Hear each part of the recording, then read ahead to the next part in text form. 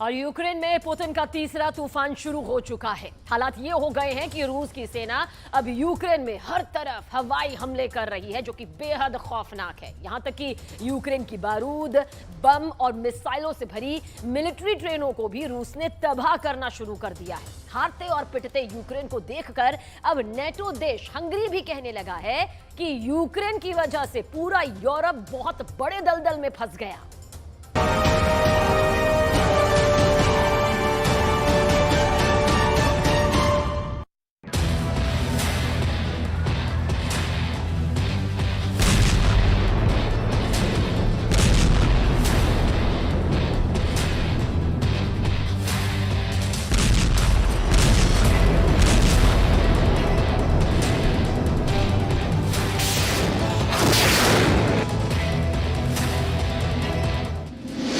उड़ा दी बारूदी train, Hungary बोला हारा यूक्रेन। 18 महीने से रूस के तूफानी हमलों ने यूक्रेन के 45% तोपखानों को तबाह करने का दावा किया है। अब तो हालात ये हो गए हैं कि रूस यूक्रेन के बेहद अंदर घुसकर यूक्रेन के सैन्य ठिकानों पर हमला कर रहा है। जरा देखिए, यूक्रेन के डोनेट्स्क इलाके में एक यूक्रेनी सैन्य ठिकाने पर रूस की मिसाइलों ने कैसे यूक्रेन की बारूदी ट्रेन को धमाके से उड़ा दिया है। रूस के रक्षा मंत्रालय ने वीडियो जारी करते हुए दावा किया है कि यूक्रेन के इस मिलिट्री ट्रेन में यूक्रेन की मिसाइलें और तोपखाने के हजारों गोले मौजूद थे, जिसे रूस ने सतह से सतह पर मार करने वाली एक मिसाइल से उड़ा दिया है। रूस का दावा है कि मिलिट्री ट्रेन को धमाके के साथ उड़ाया गया है, जिसमें 30 यूक्रेनी सैनिक जलकर राख हो गए हैं, जबकि यूक्रेन के 10 बख्तरबंद वाहन और सैकड़ों मिसाइल धमाके में तबाह हो गई हैं। रूस का दावा है कि डोनेट्स्क में मिसाइल, बम और बारूद से भरी ट्रेन को उड़ाने से यूक्रेनी सेना को जबरदस्त झटका लगा है। इन्हीं तस्वीरों को देखकर अब नेटो देश हंगरी यूक्रेन पर बुरी तरह से भड़क गया है और उसने ये साफ साफ कह दिया है कि यूक्रेन की वजह से नेटो यूक्रेन में बुरी तरह से हार रहा है। हंगरी ने यहां तक दावा किया है कि यूक्रेन का काउंटर अटैक पूरी तरह से फेल हो चुका है। हंगरी के विदेश मंत्री पीटर सेजार्टो ने भी यूरोपियन यूनियन और नेटो से दो टूक कहा है कि यूक्रेन की वजह से यूरोपीय संघ बेहद कमजोर और लाचार बन गया है। चीख पड़ा हंगरी, ज़ेलेंस्की ने नेटो को मरवाया। अब आप ये भी जान लीजिए कि क्यों नेटो देश हंगरी नेटो पर भड़क रहा है, यूक्रेन को गद्दार और डरपोक बता रहा है। जरा देखिए, हंगरी के विदेश मंत्री पीटर सेजार्टो ने आखिर कहा क्या है। पुतिन के हमलों का जवाब नहीं दे पाया है यूक्रेन। यूक्रेन के सीरियल काउंटर अटैक पूरी तरह से फेल हो रहे हैं। यूरोपीय संघ कमजोर हुआ, पुतिन का यह दावा सही है। यूरोपीय संघ बहुत खराब स्थिति में पहुंच गया है। रूस पर प्रतिबंध लगाना नेटो और यूरोप की बहुत बड़ी गलती है। यूक्रेन को हथियार देना पश्चिमी देशों का एक बड़ा गलत फैसला है।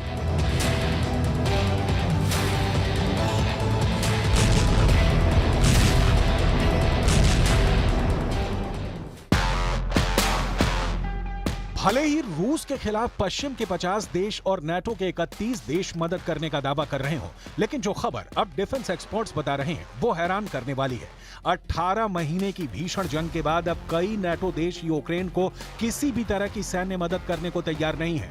हंगरी अब पहला ऐसा नेटो देश बन चुका है जो यूक्रेन का खुलकर विरोध कर रहा है। हंगरी ही वो देश है जो नेटो पर भड़क रहा है। हालांकि नेटो देश पोलैंड, लिथुआनिया, लातविया 3 ऐसे देश हैं जो सबसे ज्यादा यूक्रेन की सैन्य मदद करने में जुटे हैं।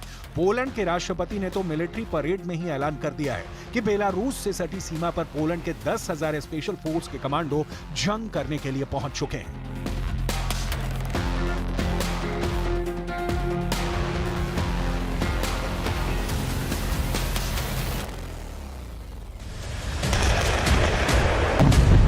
हम कह सकते हैं जिसका डर था वो डर अब सामने आ चुका है। पुतिन का रूस बेलारूस की जमीन से तीसरे विश्व युद्ध की शुरुआत करने जा रहा है। अमेरिका की कठपुतली बना नेटो देश पोलैंड इस वक्त रूसी मिसाइलों, तोप, टैंक और रॉकेट आर्मी के निशाने पर है। हालात ये हो गए हैं कि एक तरफ रूस यूक्रेन पर पिछले 45 दिनों से ऑपरेशन जेड चला रहा है, जिसकी वजह से यूक्रेन के दक्षिणी इलाके में रूस के 1 लाख सैनिक, 555 तोप और 1800 टैंक के साथ भयानक हमले कर रहे हैं। लेकिन इधर रूस ने बेलारूस में मौजूद 8000 वैगनर के स्पेशल लड़ाकों को पोलैंड की सीमा के बेहद करीब भेज दिया है।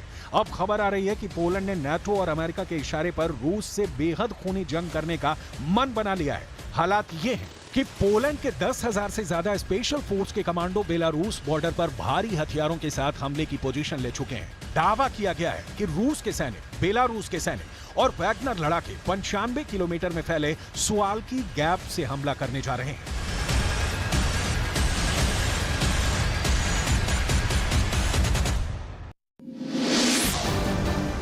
मारा जाएगा पोलैंड, बेलारूस से तीसरा युद्ध।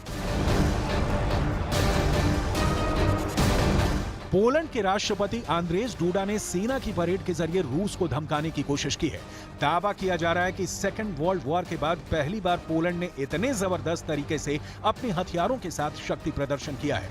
हजारों टैंक, लड़ाकू विमान और तोप, बख्तरबंद वाहनों के साथ पोलैंड ने रूस को दिखा दिया है कि उसके 2.5 लाख सैनिक रूस और बेलारूस दोनों से एक साथ जंग करने को पूरी तरह से तैयार है। डिफेंस एक्सपर्ट साफ दावा कर रहे हैं कि नाटो पोलैंड के इशारे पर रूस को कुचलने के लिए तैयार है। लेकिन इधर रूस ने साफ कर दिया कि जंग के 15 दिन के अंदर रूसी सेना पोलैंड के 2.5 लाख सैनिकों को मार डालेगी।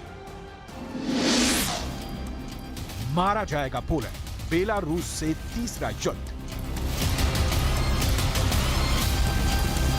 अब आप ये भी जान लीजिए कि अचानक रूस की तरफ से पोलैंड पर भयानक हमले की तैयारी क्यों हो रही है और क्यों रूस के राज्य ड्यूमा के सदस्य और पूर्व सैन्य कमांडर एंड्री गोरोल्योव ने पोलैंड को मटियामेट करने का दावा किया है। जरा देखिए रूस के पूर्व सैन्य कमांडर एंड्री गोरोल्योव ने पोलैंड पर क्या कहा है।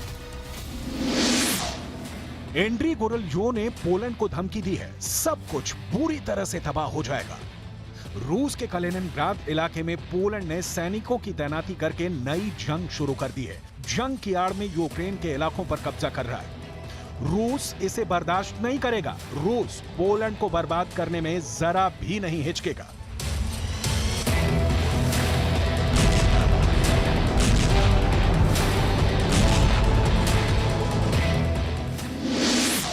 मारा जाएगा पोलैंड, बेलारूस से तीसरा युद्ध।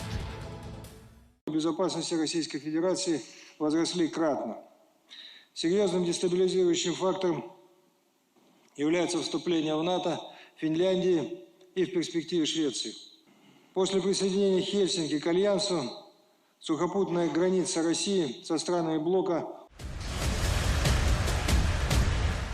यूक्रेन के बाद पोलैंड से जंग लगभग शुरू हो चुकी है। कुछ एक्सपर्ट्स का दावा है कि अगर पोलैंड रूस से जंग हारा तो अमेरिका का अंत तय है, क्योंकि रूस ने बेलारूस से सटी पोलैंड के 95 किलोमीटर इलाके से तीसरे विश्व युद्ध की शुरुआत का मन बना लिया है।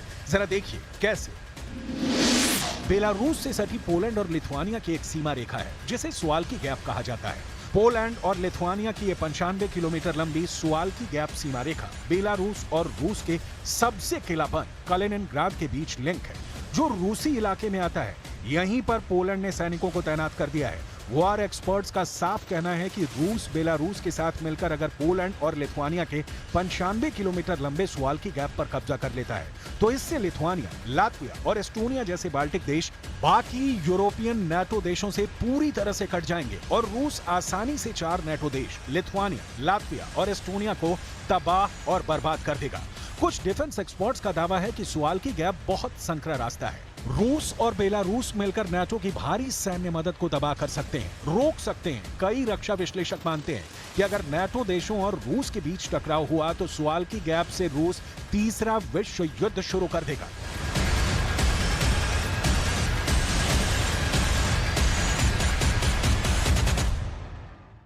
Nie ulega żadnej wątpliwości, że reżim białoruski współpracuje z Kremlem, że ta akcja jest wycelowana w Polskę, żeby doprowadzić do destabilizacji naszego kraju.